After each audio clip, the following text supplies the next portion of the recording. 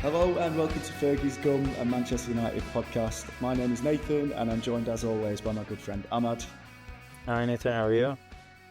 I'm good, apart from the fact that we've just recorded about 15 minutes worth of podcast and I forgot to hit record. But apart from that, I'm doing okay. We're here to obviously go over the same things that we just talked about, which was Ruud's undefeated Manchester United Reds, which is, since last time we recorded, we've had a draw against Chelsea, 1-1 draw, and a 2-0 defeat of PAOK in the Europa League, which on paper usually were decent results in the past, but the actual performances in both of those games has been incredibly flat.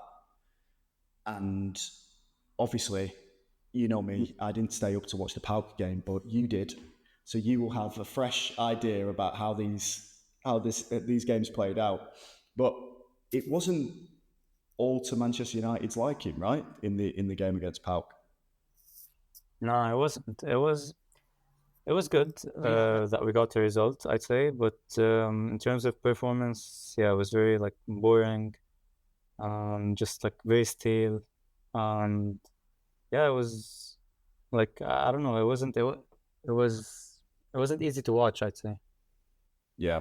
And I think I've only watched the extended highlights. I've read the match reports. I've listened to different podcasts talking about it, and it just seemed like it was the same thing that's been happening so regularly with this Manchester United side. Just no real cutting edge to it, no dominance. Just grinding out the win, which is it's not a bad thing. But when you're playing against PAOK, Greek champions, by the way, let's get that down there. Current Greek champions, with a former Manchester United player playing for them, Shoretari. I don't know. It's one of them. It's one of them. Out of all those Greek players on the pitch, his name, English player's name, was the hardest one to pronounce. But as I said before, like 10 minutes before we started this podcast, was the first time that I saw that glaring chance that PAOK had at 1-0 to United. And I can't believe he missed it. I cannot believe he missed it. And if he had, it would have been an absolute disaster, because I'm not entirely sure United would have pulled themselves out of that. But how did you see the game? Yeah, I think in terms of performance, like I said, it wasn't that good. Okay, yeah, we got the result, but like you said, against a team like PAOK, with all due respect to the Greek league or whatever, but I don't know. I think we should be easily winning these games and putting in a performance and at least giving the fans something to cheer. It's not easy, even for the fans going to the stadium midweek so late. It's not easy for them, and yeah, I don't know. The team, the players. I don't know if it's the system or there's something off. There's no intensity, no aggression, I'd say. Even though we were playing our best 11, or we rested, of course, the defense, for example. Other than that, we were playing all our best players. Maybe Rashford was on the bench, but even with that, it wasn't easy to watch. I didn't feel like it was an easy game. Maybe they were underestimating them, so they weren't putting 100% effort in. They were maybe saving themselves for the league or something. I don't know. But yeah, I think at the end of the day, the result is what matters. Yeah, I think those two goals that Ahmad scored, which I think he's a bright spark in a terrible situation, especially in the PAOK game.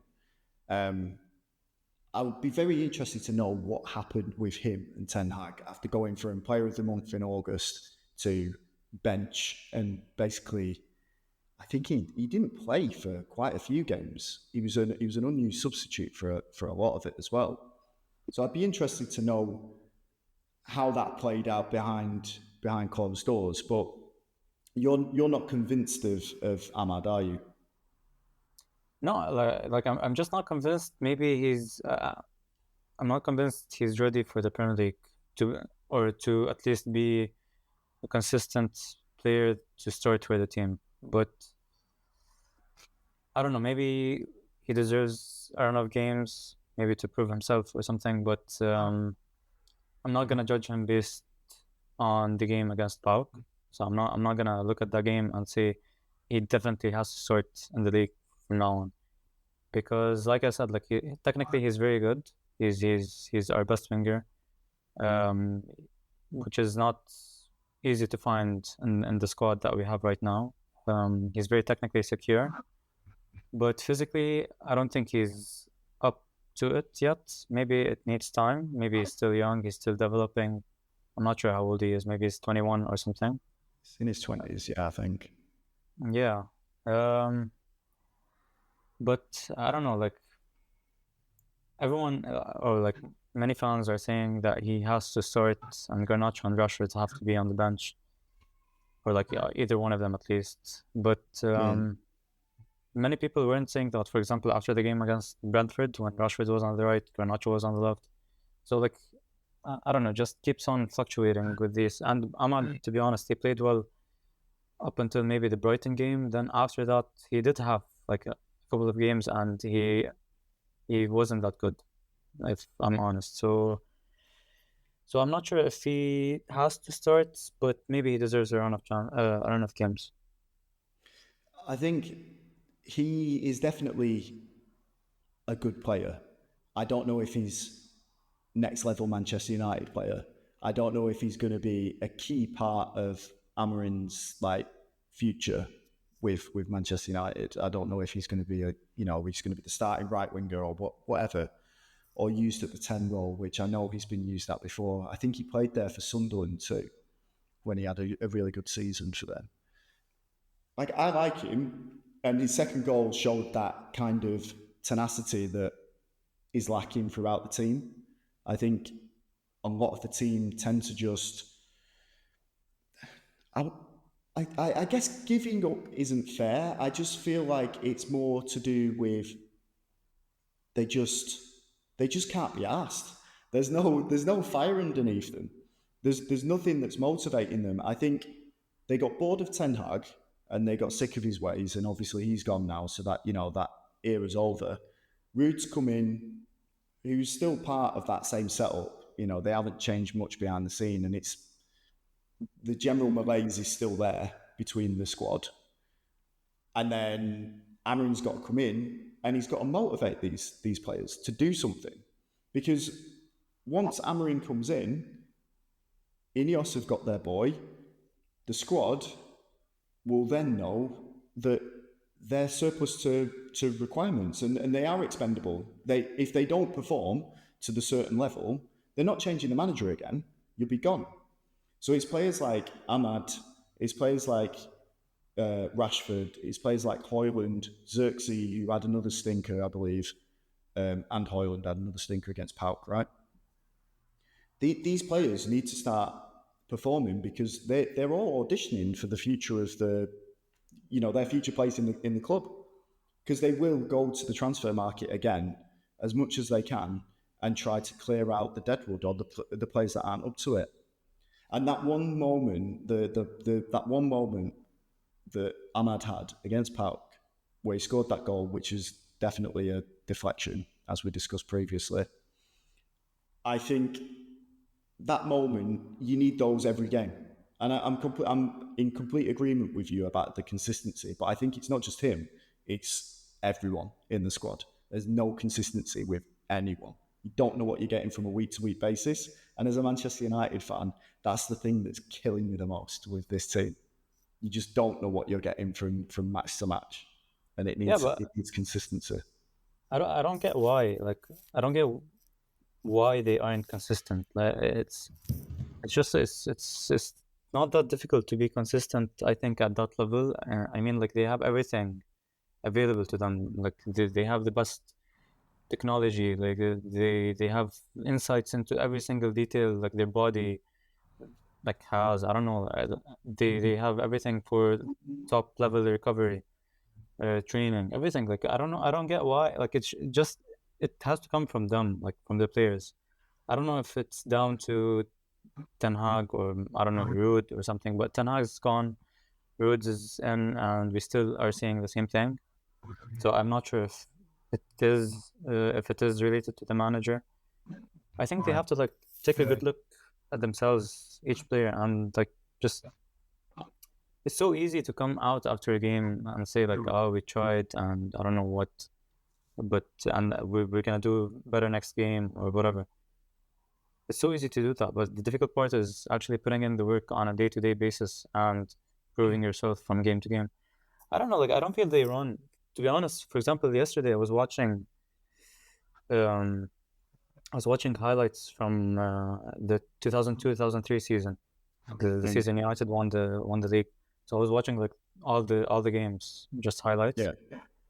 And the thing, like they weren't that good. Like if, I mean, they were good, but they weren't that good as I. For example, I haven't watched them. Okay, but like you have this image that they were this unbelievable team. The thing that was different with them is literally everyone ran. Everyone ran like on the ball, off the ball. They used to run like they used to do. I don't know how many sprints per game. It's just crazy. Like the intensity was unbelievable. For example, like even like every time, to be honest, like, I don't know, this is off topic, but every time like Beckham has the ball, there are like two or three players in the box. Each one makes a run in a different direction, and Beckham crosses the ball, and it ends up at like, for example, at Van Nistelrooy's foot or head or whatever. But those runs are the ones that create the space for him. And I don't see that with this team. I don't get it. Like it's like I don't know, they just wait for the ball. They wait for the ball. No one wants to run. No one predicts where the ball is gonna go. They just wait for it to come to them. They don't predict the ball is gonna go into that space. So I have to make the run now before it comes in. Like it's just, and I'm sure like they don't. I'm sure they know these things because they watch these things back, but they don't apply it to the game. So I just don't get it. I don't know. Allow me to put my pipe and slippers on of an old man who lived through those 2002 2003 seasons and watched them all. But the modern footballer and modern football has completely changed. It's like night and day. And one of those things that you was talking about before, when you were saying that they've got everything, you're absolutely right. They do have everything. But the one thing that they have more of than those players back then is money. And the other thing that they have is they have more people around them telling them that it's about their brand, that it's not about Manchester United, that it's not about the club that they're playing for. It could be anyone. It's not just I'm not just saying it's like Manchester United specific, but one club players barely exist anymore because they we rarely will see another Ryan Giggs, Paul Scholes, those players, Zanetti at Inter Milan. We'll rarely see any of those players ever again because they've got so much money. It's like, well, what's the incentive? And they're human beings at the end of the day. Like I'm not trying to dig so deep into the psychology of things, but they are human beings at the end of the day, and they need to be motivated by things. And if there's no incentive beyond cash that can get the best out of them, which used to be the incentive was wearing the badge, playing for the club, competing for honours at all levels. If they can't raise themselves to do that, then they shouldn't be playing at Manchester United or at any of these top clubs. They can go and earn 10 grand a week playing in the Championship for some teams. But I think the amount of money in the game, and I know this really marks me out as an old man, like getting angry at the world, but if you want them to get back to that way of chasing every ball, of fighting for the shirt, of like doing everything for them, not just for that clip that's going to go on social media, there has to be a wage cap. Simple as that. And everything that comes above that, say they're on 50 grand a week, which is an enormous amount of money, 50 grand a week. But you could, if you score or assist or man of the match or you win the game and it's like 3-0, whatever it is, you have the incentives that are topped up. So it makes that 50 grand, 100 grand at the end of the week, whatever, the bonuses. Great, there's your incentive. But they never do it because it would have to be football wide. it would have to be football wide for everyone to be able to have that level playing field. But while they've got everything, all the technology to make them the best athletes, give them longevity, carry on their careers into their late 30s, early 40s, the money side of it for these young players is breaking them completely. Yeah, I agree. And I also think, like, in general, when it comes to money and football, I think even for example, UEFA and FIFA, I think they're not helping when they keep on adding these games and tournaments and like so useless, pointless tournaments. And like every player has to play, like for example, Bruno plays about 60 to 70 games each season. Like, okay, I get, and that they get paid so much. What, like, you have to run, yeah, like just you're playing football. Why don't you can't complain? But they're not gonna be able to perform on that level at that level consistently if they are actually like playing a game every 3 days, and like their only holiday is for I don't know, like 3 or 4 weeks every year, which is crazy to be honest if you think of it. So I think, yeah, the players are to blame, but also like these big, what are they called, like corporations like FIFA, UEFA, Yeah. they have to find a solution for this, and it keeps on getting worse. Like they keep on adding games and tournaments. Like for example, the FIFA World Cup, the Club World Cup. The Club World Cup is it's gonna add like I don't know how many more games, and the Nations League, one of the most pointless tournaments I've ever seen in my life. Like it's just I don't know. They want more money into their pockets, and the players are the ones who are the suffering the consequences. So I don't know. Of course. The rich always want to get richer. The Club World Cup format, which is, I think, is going to be in America next year or this year.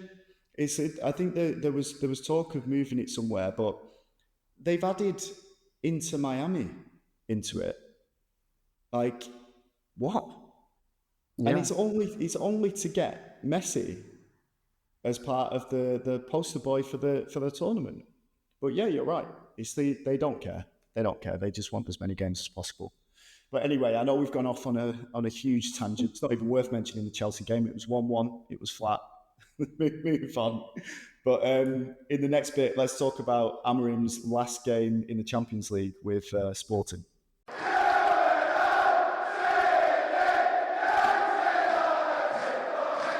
Right, big question for you. How do you think Amorim viewed that result against PAOK, his new club, Manchester United, after smashing or swatting aside Manchester City in the Champions League on Wednesday night? Do you think he was looking at it thinking, I've made a mistake, or do you think he's looking at it going, oh, I can fix that, no problem?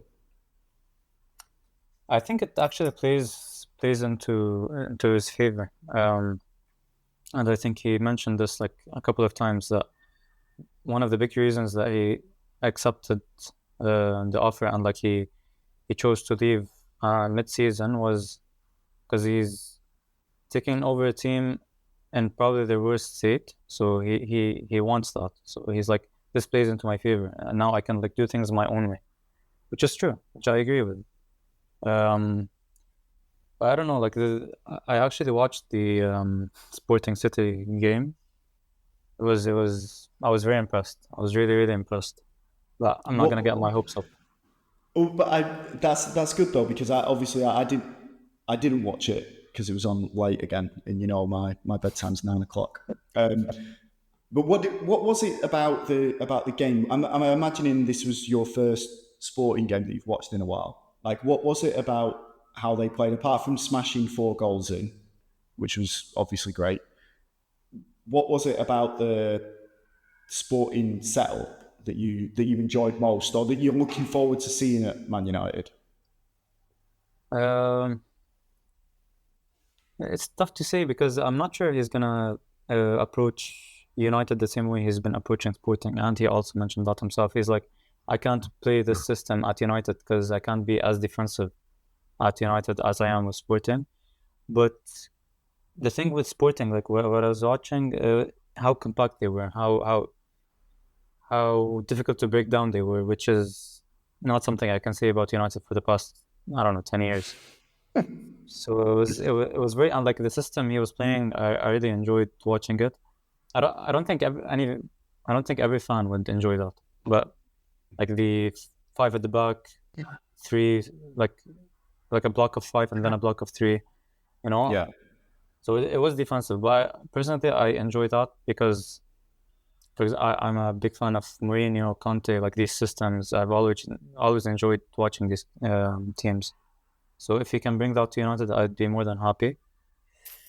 And but yeah, like I'd say, as ridiculous as it sounds, but the personnel that he has at Sporting at his disposal, I think are better than the ones he's gonna get at United.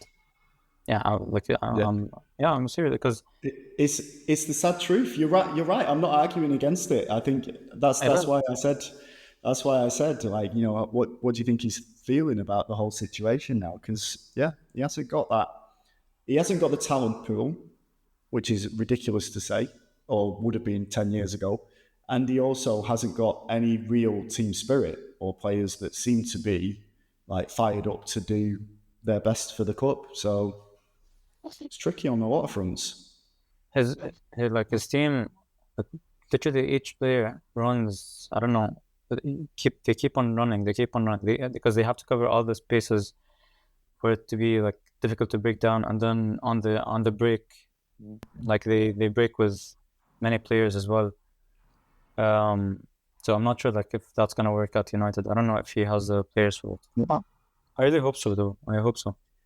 Just one thing that I did notice, because I watched the highlights. One thing that I did notice was the amount of times that their players were through one on one, and it might have just been because it was the highlights, so it was obviously picking out the best things. But it did seem like a strange amount of times that they broke that line, and Gyökeres was like through on goal, and he scuffed a few shots before he eventually got a hat trick. But did that seem like a did that seem intentional? The way that Yeah, they were breaking through the lines? Okay. it was. It was like they kept. I think um, they pointed out exactly when to press and like their triggers.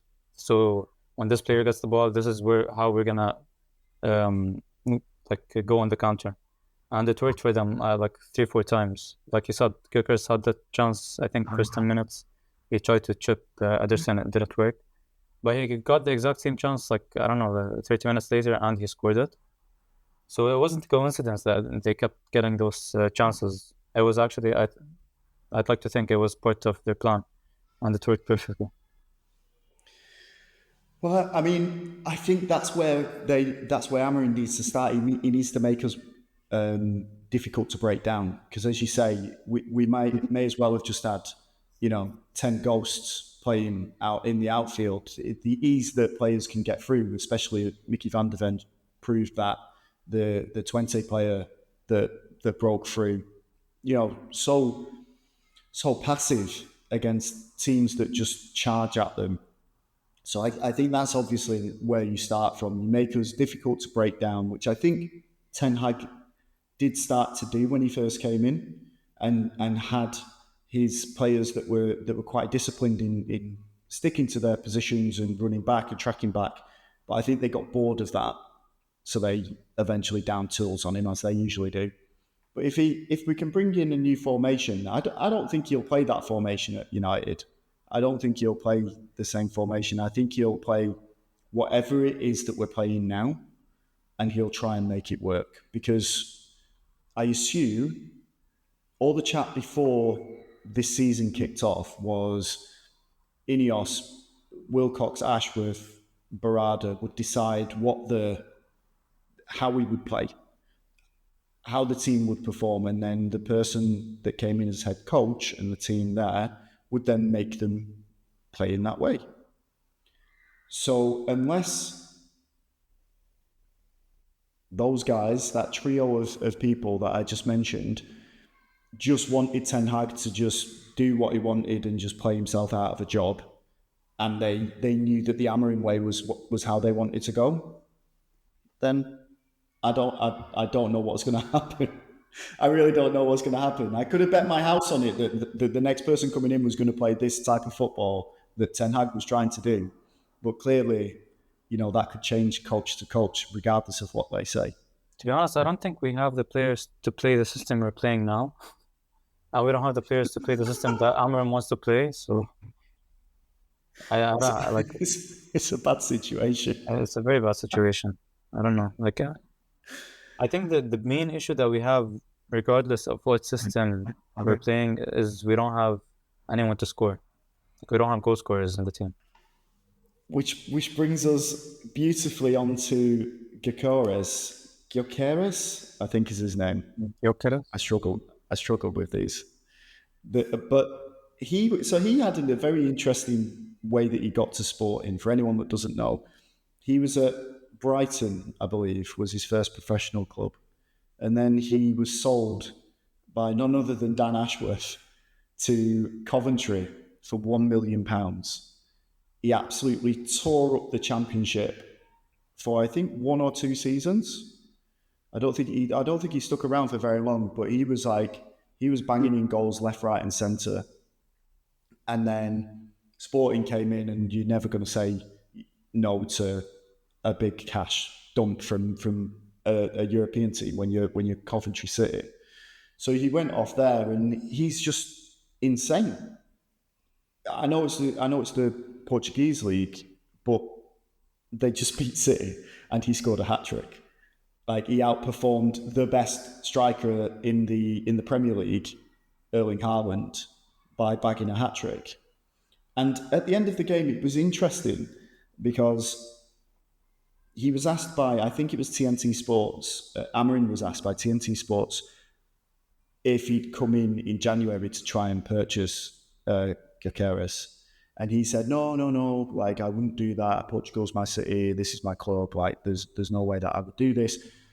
But then he went on to say, if he will play out his season here at Sporting, and then at the end of the season, I'm paraphrasing here, at the end of the season, he will choose like his new destination, or he will choose his next direction or something like that, which basically, it didn't just like push the door open a little bit, it like held it wide open for the Gyökeres to Manchester United rumours.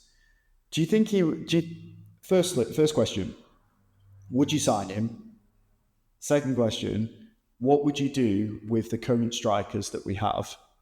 And do you think, and third question, do you think any of the players that we have now could imitate what he's currently got for Amorim, could imitate what Gyökeres offers? I mean, like, when you think of it, he's 26 now, yeah? So when he was at Brighton and Coventry, I don't think anyone thought he would get to this level. So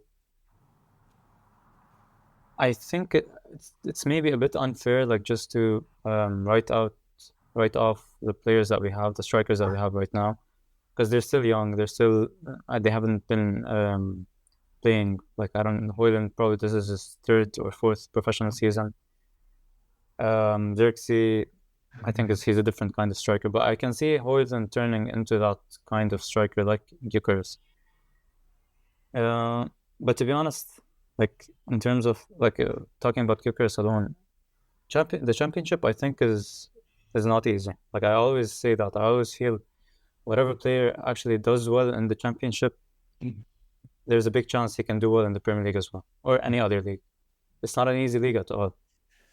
There are some perennial championship players though that do flatter to deceive in that division that come up. Dave Nugent springs to mind. Yeah, who, I know. He couldn't quite do it. There are many strikers. I don't know, like Ivan Toney, for example, Vardy. There's definitely it's not easy. players that can. I completely agree.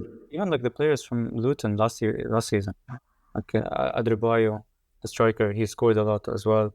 Even Morris scored.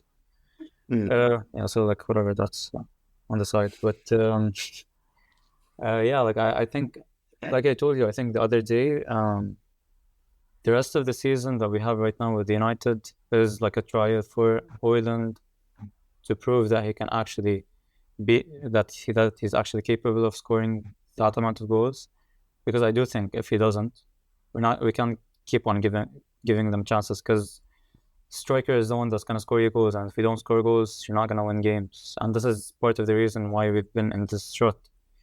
So yeah, so I hope Højlund proves that he can actually be that goal scorer. But if he doesn't, I think we're gonna go for Gyökeres. I think there's like a release clause or like a gentleman's agreement between him and the club for 60 million or 70 million pounds. And yeah, like it wouldn't be the worst idea, because at the end, it's a business. Like they're all professionals.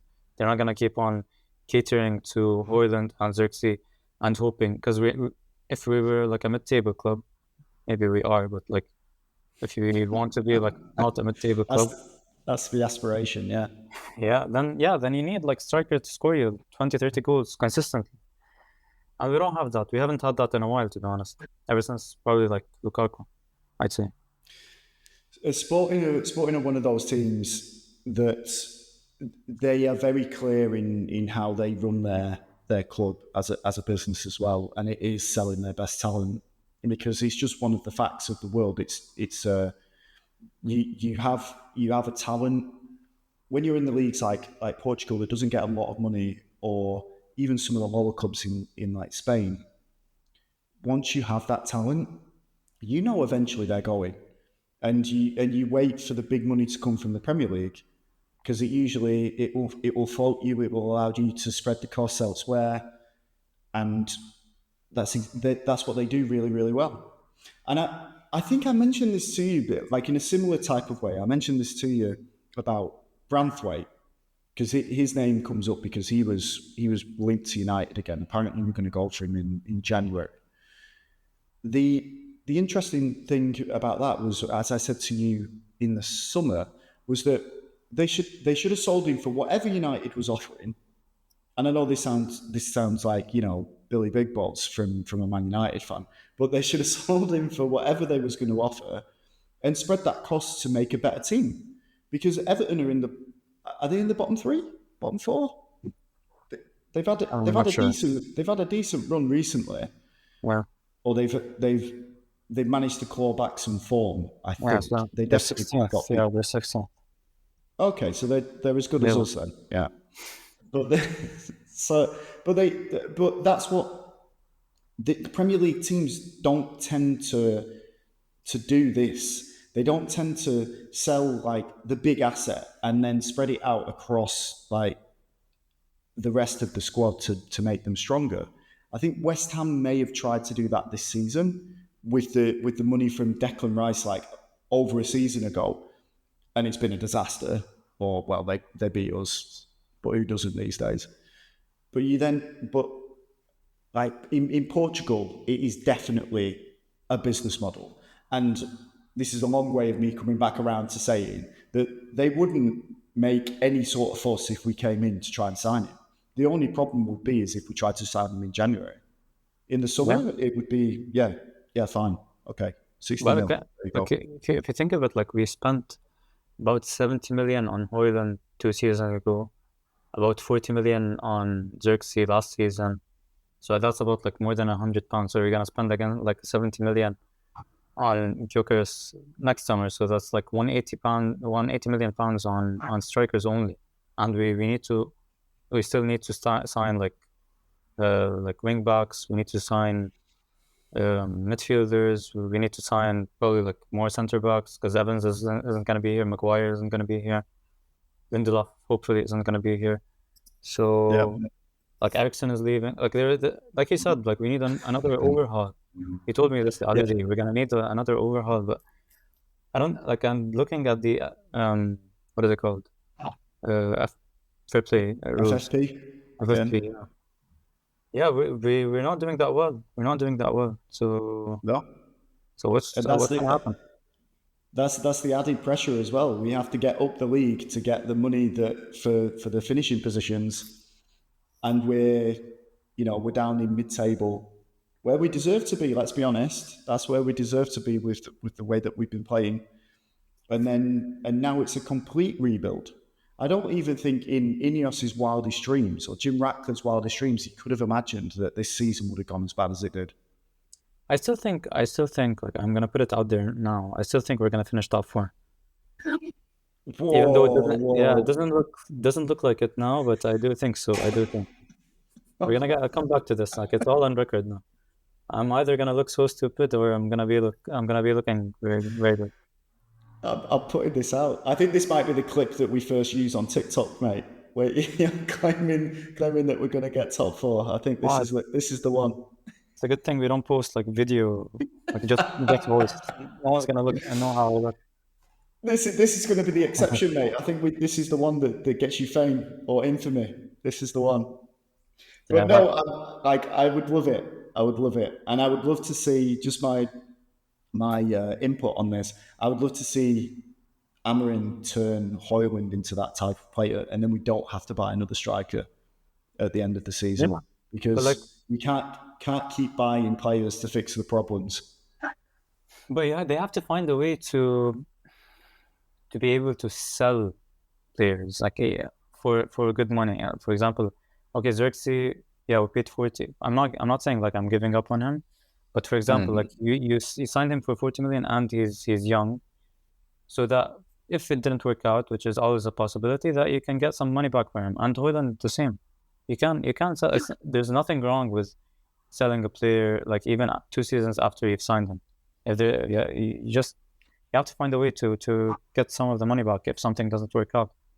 Because But I think you're right. The only unfortunate thing is the buying clubs usually have eyes, so they can see, they can see yeah, these exactly. players absolutely like fall into bits on the pitch. So I agree with what you say. You got to try and claw back some money. So in every purchase, there must be a bare minimum that you would accept to come back into the club to spread it around. I completely agree with that, but it's hard to do that when, for example, Xerxes is playing at best 5.5 out of 10 every single game. Yeah.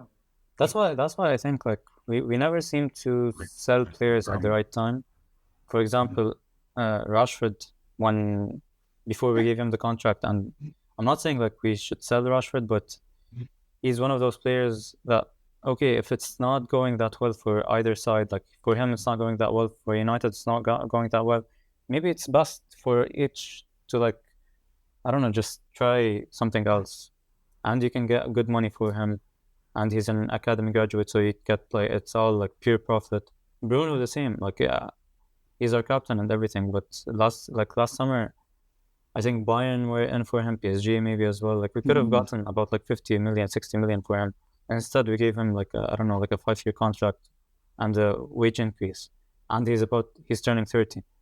So I don't think that's a very sustainable model to follow, to be honest. Because now when you get to the stage, for example, like the one we're in right now, it's not possible to do an overhaul like every single summer, and you can't do it in one summer only. So you need to do it over like 2, 3, 4 seasons.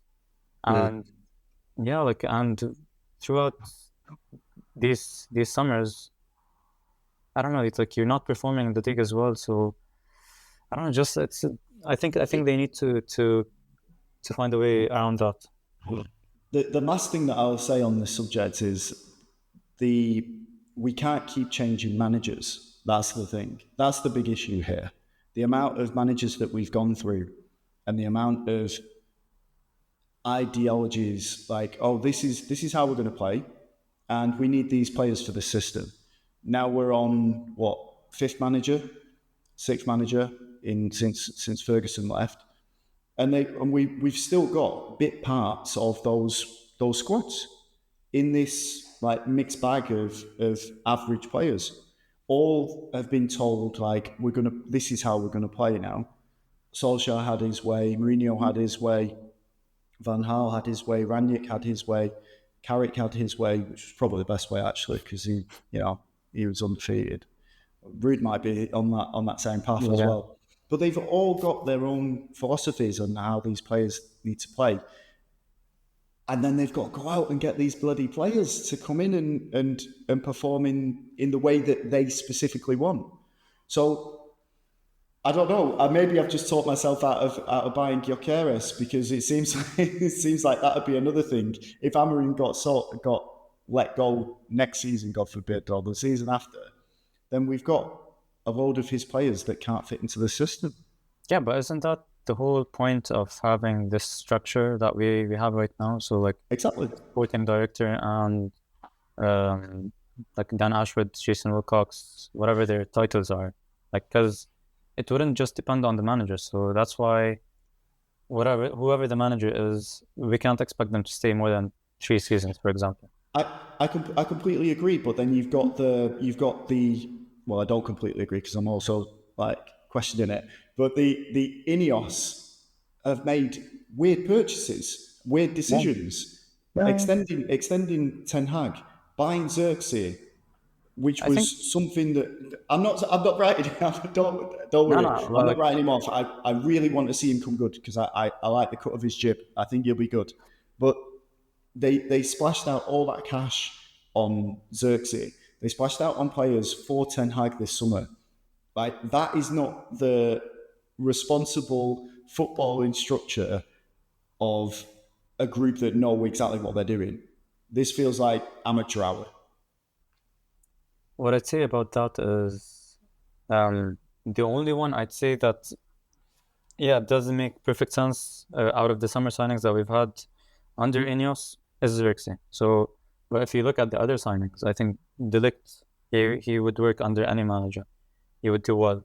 Mazraoui is honestly, like, every time I watch him, I can't believe like they let him go for 12 million or whatever. He's so good. Yeah. He's so good. Yeah, no, he's actually he's very, very good. Ugarte, it's very early to judge, but I think we needed a player like him that just does the dirty work and he has legs to just cover ground. Yeah, like, other than that, we haven't signed anyone. Just Xerxes and the other 3, and You're right. Euro, yeah, for sure. Euro, like, he would work under literally any manager, and I hope he's gonna be fit for when Aaron comes in, because I think he's gonna work really well under him. Back to the original thing that we were talking about in this, it was nice to see Sporting smash Man City 4-1.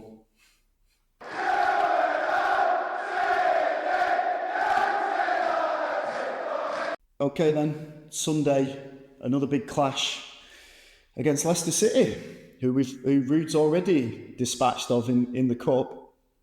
We got them at home again. I don't think I can remember a run of games that we've been at home so consistently. I think is it 5 games we've had at home? Ruud hasn't tasted an away game. Is that right? Yeah. No, under Ruud, yeah, all of them have been at home. How strange. But good for him. Great for him. Still, we've seen him on the sideline. I think it's going to be more of the same from the cup against Leicester. What about you? No, I don't think so, to be honest, because they weren't playing their they were playing their B team technically against us. So I think it's gonna be a struggle. But I think like we can scrap a win. I'm laughing because this is where we are as Man United fans now. Like, a home fixture against Leicester City. Again, no offence to these teams, but I grew up in an era where these games were fairly like nailed on for 3 points, and you could, put your house on it. But yeah, you're absolutely right. Anyway, I was hoping that it was going to be more of the same, but you're convincing me that it's not going to be. It's going to be trickier. Would you start Ugarte and Casemiro in centre midfield? Yeah. I think so. So I think Casemiro has been playing a bit higher up the pitch, and it's been going well for him. I think it suits him. Ugarte, like, right behind him, covering the ground. Ugarte is getting better with each game, I'd like to think. Although Eriksen is back, and like we've seen, Eriksen has been one of the most important players we have this season. But I'd go with the same lineup unless anyone's injured or something. So you would start Ahmad over Garnacho on the right.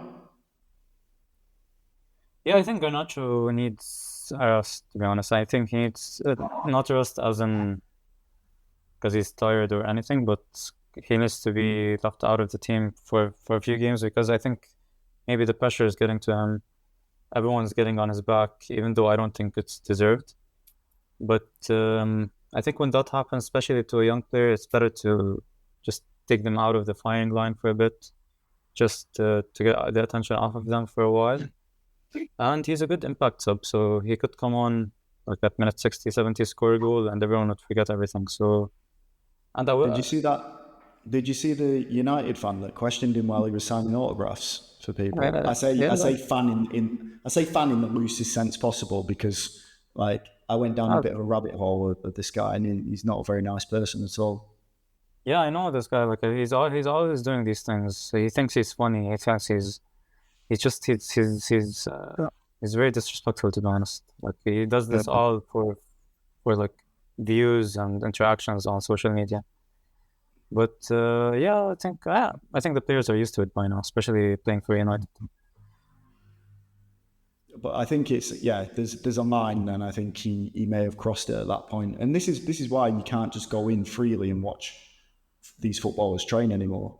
Like as I said before, you used to be able to go to the cliff, literally walk in off the street, go and see David Beckham's like literally there, getting out of his car right next to you, having get your picture taken with him. There was never any like real security apart from where the barrier was. You could still see the pitch and everything. Where the barrier was that went down to the like the clubhouse, they'd even let you use the toilets down there as a kid. So No, you could where? be in the toilets like next to one of the players. Like that's how crazy it was back then. I know that was the 90s, but it does like the reason why you're not allowed to go into these open sessions anymore is for idiots like this.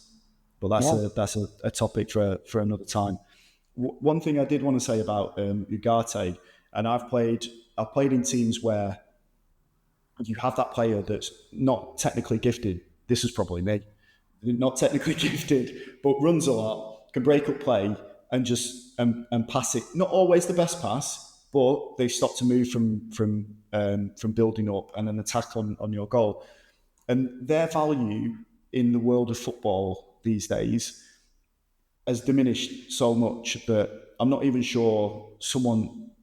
It's probably a bad comparison because Keane could pass it, but I'm not sure that someone like Roy Keane would have been lauded as much as he was then as he does now because he doesn't have that EAFC special skill move. Do you know what I mean? I think a better You know, example would be Makaleli, for example. yeah, exactly. Um, And like I know Kante still gets the plaudits and things like that, but Ugate's when you watch him off the ball, that's where his most importance is, breaking up the play. And he's given Casemiro that, as you said, he plays a bit further up. It's a new lease of life for him, so he can do more damage up front because he hasn't got the legs to keep coming back. But as the season wears on and players start to come back, who partners for you? I know we're supposed to be talking about the Leicester game, but who for you would start alongside Ugarte, or is he not even a starter for you? it's Kobe Mino. Kobe Mino, for sure, With Kobe Kobe Mino. pushed forward, Yeah. Like Ugarte, like Kobe Mino and the Casemiro rule, because um, I think Kobe isn't the best defensively, but I don't think he gets enough credit for his defensive work because I think he's better than what people um, give him credit. But like we need Kobe. Like we have missed him, to yeah, be honest. I think a lot of people don't like forget that he's injured and he's not in the team. But yeah, that ball security, that moment of brilliance, keeping the ball moving, like just going past 2 or 3 players, creating space for others. I think he's one of our most important players. And Ugarte and behind, I think they can form like a really good partnership. But I'm not sure how it would work under Amorim. I'm not sure like the 2 midfielders because when I was watching sport, I don't like you said probably he's not gonna come with the same system, but if he does, from the game I was watching against against City, both center midfielders, they were more exactly like Casemiro and Ugarte, like just picking up play and playing the simple pass, not doing anything more. So I don't know, like if it's gonna change to like if the formation is gonna be more like tailored to the players that we have, which I believe it will be. So yeah, I think Kabimeno and Ugarte for me. I mean, it's the obvious choice. I was curious to know whether or not you'd put your back in Ugarte to get better, so to speak, because I know that a lot of fans are on his back at the moment. But as I say, it's the unseen things that he does, or the less glamorous things that he does, that's the most important thing for Man United. Going back to the Leicester game, do we have? I know you mentioned that Shaw was back in training, first team training. I think Yoro's back in first team training. Malacia was back in first team training. Is that right? The Yeah, ghost of Malacia. Malacia.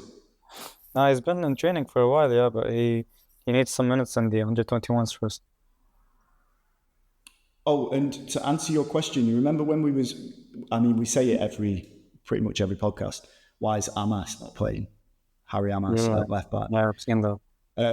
Again, it's something that comes up on all of the podcasts that I always listen to, the Manchester United ones, or just the general ones as well.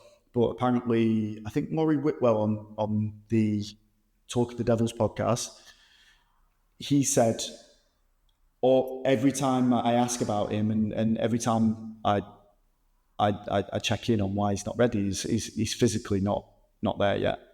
So I think he's very much a last resort to play at left back, even after Lindelof or Johnny Evans, who's, he can still perform there. So that's all good.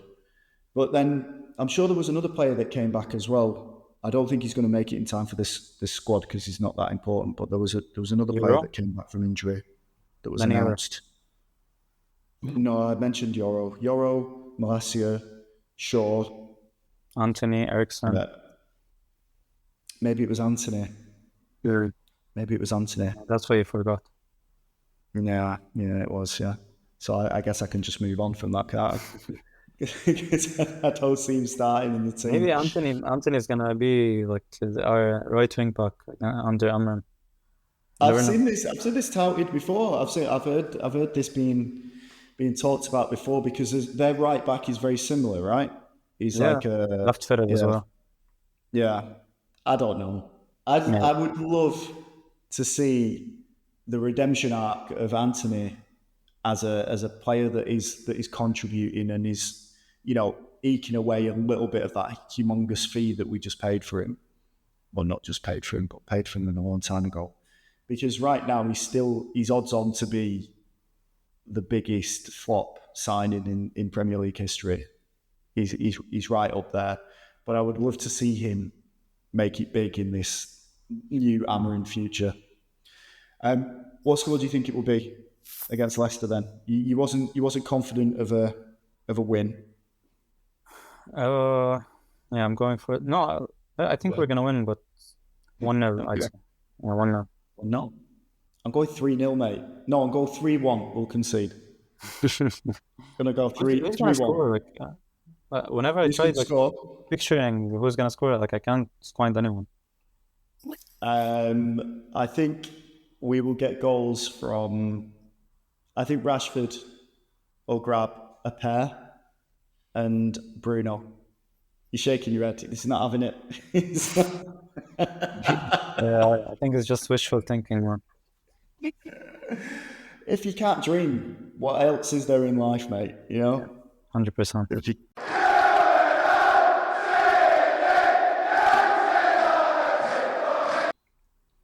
There we have it, the end of another Fergie's Gun podcast. Thanks for listening as always. I think we were posting on X, Twitter. We've been posting. Yeah, we've been doing it. We've been active, very active, and we're active on. I think this week we're going to try. Let's try Instagram because it's all just we're making it up as we go along, which is pretty much like all these Manchester United players that are currently in the squad. So we are on point with that. But we do appreciate you listening. We're up to 100 downloads last month, October. We had over 100 downloads for the podcast, Nice. which is great. Just again, I like to do this comparison. Imagine 100 people stood behind you in your room right now. Terrifying. Anyway, thanks for listening, and we'll speak to you again next week.